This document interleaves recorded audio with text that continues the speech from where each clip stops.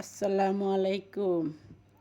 আজকের আলোচনা বৌমা নিয়ে।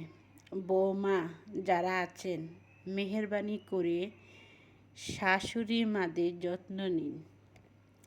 আপনার বাড়ি চাইরা নতুন বাড়িতে আইছেন, শাশুড়ি তো আপনার নিজের মা। উনারে নিজের মায়ের জায়গায় বসাতে সমস্যা কোথায়?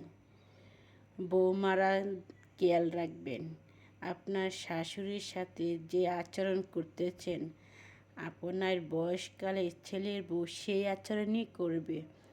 প্রকৃতির একটা মায়ের আছে, কেউ যেন কারো ভুল না ধরে, সবাই যেন সবাইকে ভালোবাসে।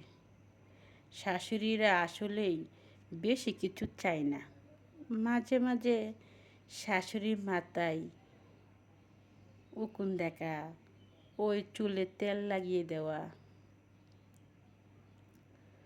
আবার চুল উকুন আছে কি না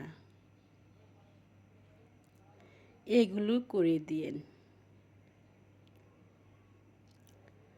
দেখবেন ওনার প্রেশারটা মেপে দিবেন বা ডায়াবেটিস ওষুধটা খাইয়ে দিবেন। একটু গল্প গুজব করবেন, বেশি কিছু চাই না শাশুড়িরা।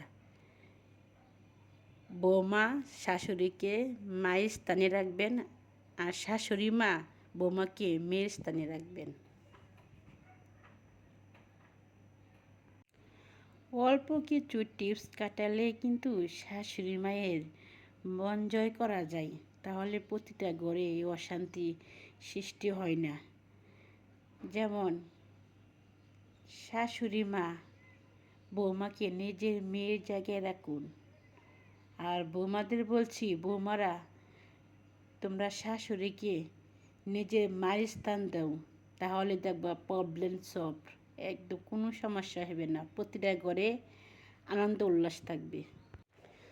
আজকে এ পর্যন্তই, পরে দেখা হবে নতুন কোনো ভিডিও নিয়ে। সবাই আমার জন্য দোয়া করবেন। নতুন চ্যানেল খুলছি।